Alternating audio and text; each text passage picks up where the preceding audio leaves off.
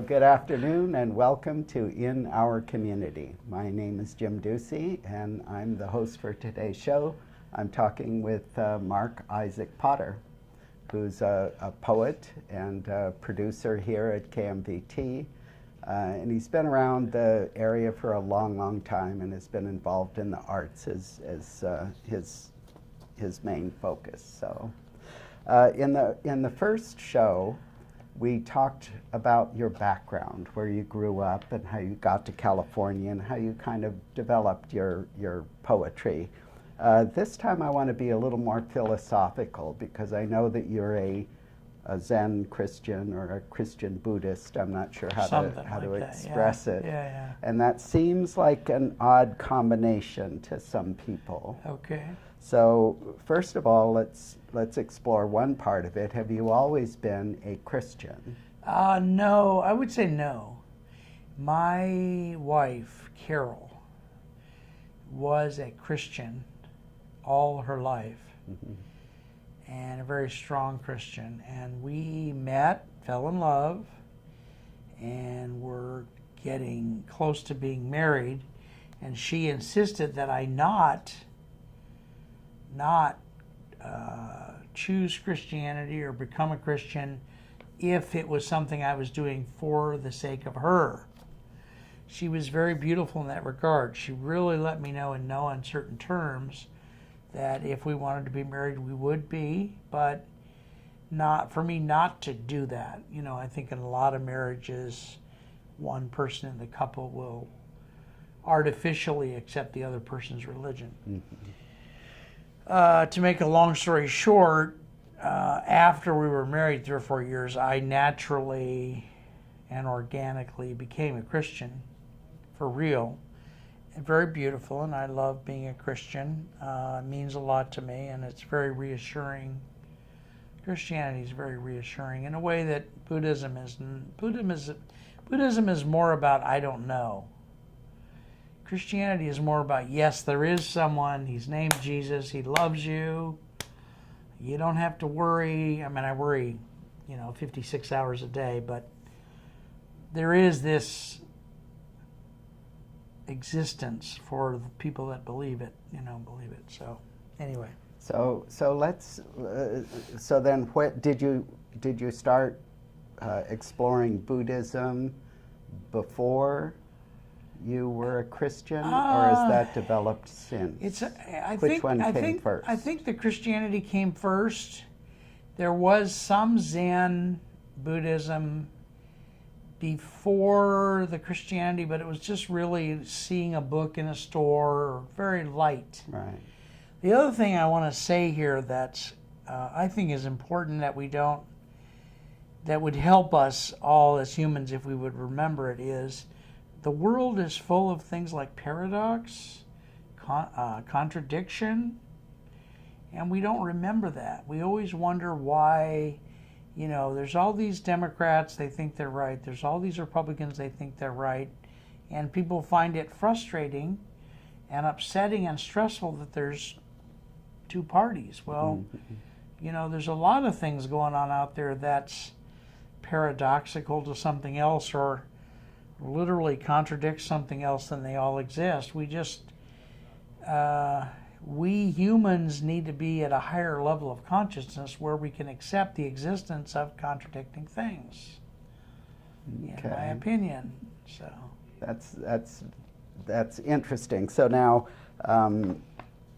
just what you were saying about where Christianity seems to be more founded in structure and belief realism. And a belief system. And a belief system. Belief in God and God's Son and a Trinity and all. So how do you find that kind of balancing those two attitudes? Thank you very much. That's my point. Is that those two things? The best way I could say it is most of the time those two things contradict each other. And yet they both exist. And so I think we as humans we're allowed to embrace more than one thing, even if they contradict each other. Now, sometimes, And for me, more often than not, they don't contradict really. But if you're looking at it from the outside, you certainly would be screaming, going, wait a minute, this is totally contradicts each other. So the way I help embrace that other person who thinks it's ridiculous that somebody would be a Christian Buddhist or Buddhist Christian, as I just say, yeah, they contradict each other, just deal with it. This is life. So they really do. I mean, Buddhism has no God in it. How stupid can a religion get? Well, there it is. There it is. But Buddhism has more love, less judgment. Christianity has a lot of judgment. Mm-hmm. People have gone to war a lot about Christianity. Just so. They've gone to war less about Buddhism. Less, not none, but less. So, yeah. All righty, well, let's get into some of your poetry. I had chosen this one because it has kind of a, from my point of view, I know nothing about Zen, but it has, from my point of view, sort of a Zen feel to it. Okay. So let's start with this one. Oh, okay. All right. Focus or not focus. Actually, he mistakenly tried to focus. Not focusing also being unhelpful. His head straight ahead, forward, yet his eyes at 45 degrees to the ground, without, of course, his eyes having to actually move very much in their sockets, their little bone homes in which they reside. The oneness, the pointedness which one employs in focusing, that oneness, not the act of focusing, but the oneness behind the focusing, might have helped. That's very interesting. It's yes. Not focusing is a way of focusing. And by the way, this is a representation in words of what meditation can be like, especially in Zen Buddhism. This is one of the things that's important in meditation. You're sitting and you're meditating. Your mind's doing thoughts constantly, even if you've been meditating for 75,000 years. And yet your job is to just be, just be, just be, just be. Your mind's going, yep, my mind's going, yep. There's a thought about anger, yep. There's a thought about happiness. There's a thought about, oh, I have to go to the store and pick up milk on the way home. There's a thought about, but you just be. And recognizing that that thought is there. It exists. Yeah. If you try to make it go away, then you've entered into the duality of the fight. Just so. Just be, just be, just be, just be. So. That was really interesting. This not focusing also being unhelpful. Yes. By not focusing, recognizing that you're focusing on not focusing might have helped. Yes. Very interesting finish to it. That's another great poem. Thank you, sir. I want to thank you on camera for doing this and hosting, and you're a delightful host. Well, thank you very much. So,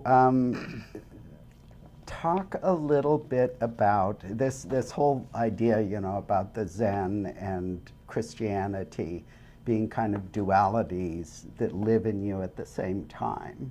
Okay. When we were talking about your surrealism the other day, you talked about, I said some of the poems that you write, I can't quite understand because, it doesn't feel like there's a single theme or a single thought which is in there. What you were telling me, though, was if you have two things which seem contradictory in the same poem, recognizing what's similar about them is the whole purpose of the poem. Right. So now in the same way, is Christianity and Zen, is that kind of a contradiction that appeals to your sense of surrealism? Or do you not it's a contradiction, and to me, on a bigger level, it's a similarity. For example, if you were living on Mars and you looked at the Earth, you would say, well, I'll tell you some things about Earth. It has humans on it, and they like religion. So the similarity is both Buddhism and Christianity are religions which humans participate in. Mm-hmm. I won't say believe necessarily, but participate in. So that's a commonality. I don't know if that asked me another. I don't know. The other thing I'm trying to not say is that with surrealism and absurdism and the way things are so different in some poems, it's not only the two pieces learning what's the similar, but also in life. My experience of life is that life is very jagged and raw. You know, let's say I'm sitting at a computer trying to write a poem maybe here at the station. Somebody walks up, can you help with my show? Okay, now this has been interrupted. And then I might turn to the person, and while I'm answering, I spill my soda on the keyboard. Now we've got a third problem. I have to go to the boss and say, I just ruined the keyboard. You know, life is jagged. You know, you're driving home to get milk and you get in a car accident. Well, you weren't really planning on that car accident. Now you've got a whole bunch of things you have to do for months because you were in a car accident, and you may or may not still get the milk, you know, so. Oh, that's interesting. And that's how life is like that. Yeah. Just right. Yeah. All the things that happen that you're not planning on going along. Correct. Let's take a look at another poem. This is one of the ones that you had said is one of your favorites. Oh, thank you, sir. Yes, I like this one. Well, this guy in this poem, I just think is really delightful in an unusual way, and I will let the poem reveal that rather than me trying to say about it. Okay. It's called Blue Shirt. The best, and by that I mean a blue shirt, obviously well worn, a few respectable stains. The quite durable fabric is worn thin, almost clear through in a few places. For example, the elbows upon which Gunther sits all day, elbows on his desk, head in his hands doing nothing. Or maybe instead of nothing, he stares at the food his secretary brought him. Or he is staring at the brown bag lunch that his wife brought him. Or he is commiserating with the likes of the Chinese food that his 17-year-old daughter brought him between her ballet lesson and her date with young John Mallingsley. You see, Gunther wonders. He does not wonder in accordance with any set of rules or pattern or habit. He does not follow Zen or Christianity. He does not buy lottery tickets or read Weldon Keys late at night under a burnout street lamp. He just wonders. And yes, he does work as an IT person so well he is completely irreplaceable and can get a job anywhere. So both his sister and additionally his wife, and then also his secretary, and additionally his daughter, all four of these ladies do not dare have him locked up and the key thrown away in a raging river in the northern mountains of China. He simply wonders. And yet for them it is disconcerting. Even poetry, even if he would write poetry, it would be a relief. Oftentimes his wife has envied other wives who complain that their husbands waste time watching football. The terrible herd of Carolina chickadees just outside his window are wishing he would become their leader. That is just a very clever poem. It takes twists and turns, and then you finally get to the chickadees at the end, and you say, early in the thing, you say, what is he wondering about? What's it all about? And then you see the chickadees and say, that's what, I don't know, maybe that wasn't the point of it, but I think it's just sort of a funny ending to that. Yeah. But that was very clever, and I'll bet you thought it was very funny saying poetry, if at least you write Yes. Yeah, so that's very funny. So that's good. So now, tell me, having done a lot of experience, and I don't know how much study you do in Christianity and Buddhism, but just from your experiences, do you have a couple of really important things that were revelations or something that really sort of made you some key element of your personality? Oh. Yeah, religious things or what? Just something that is key to you, the thing that made you Marc Isaac Potter.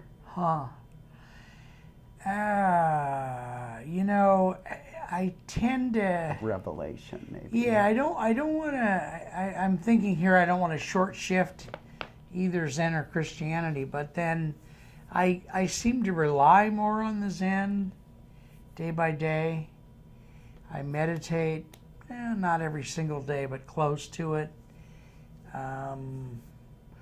When I'm studying, I study Buddhism more often, like I do a blog in which Buddhism is one of the main topics that I blog about. Mm-hmm. Study a lot of Zen teachers, and there are probably 20 or 30 different kinds of Buddhism in the world. And so sometimes I'll study a certain type and then go study some other type. Mm-hmm. So I think I rely on Zen a lot. I like Christianity, and Christianity has a lot of judgment in it. Those guys are bad. This over here is the work of the devil. This is sinful. You're going to hell because you did this. That's very prominent in some types of Christianity. Mm-hmm. And in Buddhism, you're not as likely to have that happen. So, Christians, some Christians, at least the right wing certainly, would find somebody believing in Buddhism also to be impossible, reprehensible. Some would say the work of the devil. I've even had one Christian pastor of 25 years say from the pulpit in a church of 300 people that one form of Christianity was the work of the devil, that was not the form he was in. So, that's how ridiculous it gets, But Buddhism is like, well, whatever. You want to be a Christian also, you want to go to church and think about lollipops, whatever, it's all good. Mm-hmm. Just be yourself, just be. Okay. So Buddhism is more open, rightly or wrongly. I'm not saying it's right. I find it more comfortable. Christianity is more tight and more restrictive. Mm-hmm. So the thing that appeals to you, there's something that appeals to you about Christianity. Yes, there is. So now what is that? Two things. One of them is Jesus. Okay, I'm pretty convinced there was a Jesus. Pretty convinced that he was God. Notice I'm not saying whether a lot of other people are God or not. Just we know that Jesus was God. Mm-hmm. I find that very reassuring. I have a heck of a time with the Bible. I've done a lot of Bible study. I can't retain things I learn in a Bible study 20 minutes after. Mm-hmm. And I've been studying the Bible for 30 years. Mm-hmm. But I know there's somebody named Jesus. I believe it. I find it reassuring that he exists. That's one part that I really go for. The other part is the community. Christian people, this may be prejudicial on my part, but Christian people are generally very lovely people, who are very giving, kind. They're not necessarily going to be your friend outside of church, but when you go to church, they know you, they're going to say hi, they're going to, You're going to hang out in the social hall after the service.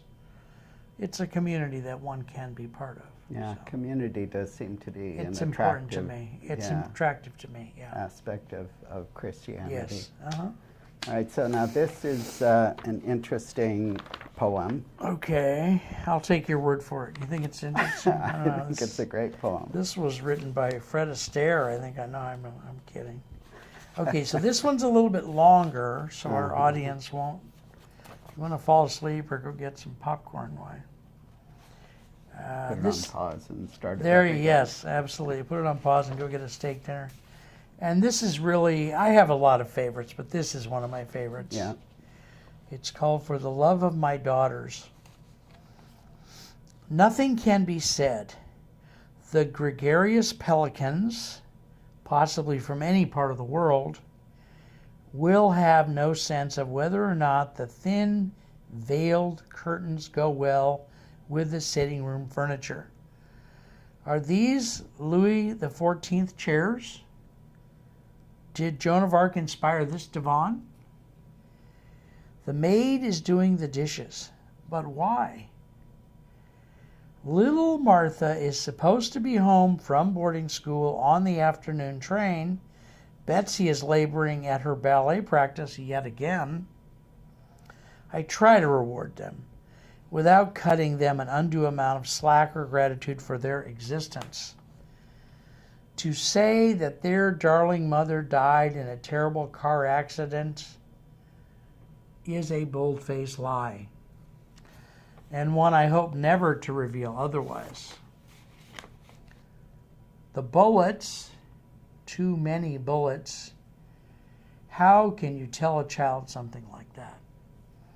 And my own mother also died in a hail of gunfire. So you can see why I'm haunted by it all. The girls are protected as best I can protect them. An inconspicuously armed gunman acts as our door person. The doorman, who obviously we do not need in order to open the heavy door. The pelicans, as I said earlier, I hope I said it, do care, and this worries me greatly. They fly around the acreage looking for animals that really only a hawk would want to eat. Small animals, other birds, even turtles. I will only let the children ride in the Bentley because it is the most bulletproof. Contrary to popular beliefs discussed at length at a charity ball to which I no longer give, Christmas at our house is a wonderful affair and is carried on in the following manner. The house staff all get presents. Martha and Betsy. Did I say her name otherwise? I mean earlier, did I say that Betsy's name was something else earlier? Anyway, as the house staff is opening their gifts, the children sit, wonderfully dressed, and watch. Later, they and I go into the panic room. We have our own darling holiday. Again, an amazing poem. I love to listen to these things. You And know, you hear again a juxtaposition of this childhood against this backdrop of violence. Yes. It's amazing. And the way I envisioned it myself, which may or may not come out in the poem, is this man was a contract killer. And his wife was in the business, and his mother was in the business. And, you know, as time went on, things happened. His mother was killed, his wife was killed, and they had kids. And he really wanted to just chill out and try to enjoy life instead of being that all his life. Mm-hmm.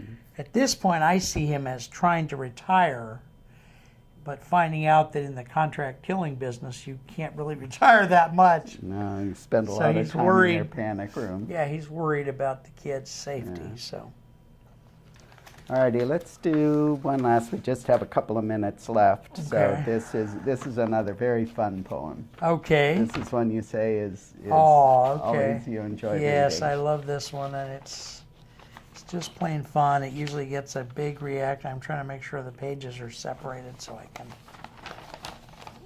don't have to sit here and stop in the middle. Yes, this is called The Many Advantages of Washing Your Clothes in the Sink. First of all, surprisingly, it is much more difficult for the rats to climb up through the walls to the second floor than it is for them to chew their way into the washing machine downstairs while it's running and steal your pajamas. I know, huh? I would have certainly thought that would be just the other way around. Secondly, washing one's clothes in the sink saves you from running up and down the stairs with basket upon basket of your own smelly, dirty, and later sweet, clean clothing. Third most, washing them in the sink upstairs is cheaper than paying for it downstairs. And fourthly, if you do a few clothes each evening, you are more likely to keep up with all the laundry rather than letting it pile up until the weekend and then not getting to it because you went over to Louis to watch the game. By the way, a baby walrus is called a cub or a pup. 2 pups in my gravel driveway appear, in my opinion, to be lost. This is not Alaska, I said to them firmly. After I was forced yet near the end of the football season to take my clothing downstairs to the coin laundry and start the arduous job of catching up, trying to catch up, that is, before I have to go off to my lady friend's parents for Thanksgiving. She came over one afternoon and put her foot down. She could not figure out, after 5 years of dating, why I was always wearing something new. And of course it was because I had resorted to buying new clothes each week instead of washing the dirty ones. The walrus cubs were not taking the hint, namely that I would rather they go on their way. Each had the odd habit of scratching the other in that exact spot where someday they would have the characteristic walrus mustache. Or did they already have their mustaches since birth? Or did they? They moved their feet nervously in the gravel. I had not seen a mother walrus, well, ever really. Can you imagine my concern for these cute little creatures? This is not Alaska, I repeated. You have to go. You've gone too far south. Seeing that this would not be over soon, I started separating the white clothes from the clothes with colors. Someone said once you're supposed to do that. Making 2 nice, neat, separate piles there in the gravel driveway. And that is one of the poems I need to study. How we put the walrus cubs Yes. and the dirty laundry all Lord. together. I don't know. Maybe they were trying to start a laundromat and they wanted to study. I'll read it again and see how that works. Anyway, Okay. so I think that we've run out of time. Mm-hmm. So I really do appreciate your time today. It's really been a great conversation. I enjoyed Thank talking you, sir. to you. Bless you, and thank listening you to for your- helping and all that listening good to stuff. listening to your poetry. I love it. Thank you, sir. Thank you. And thank you so much. So thanks very much for watching In Our Community. My guest today was Marc Isaac Potter, and I'm Jim Ducey, your host. And hope to see you again on another show. Thanks very much.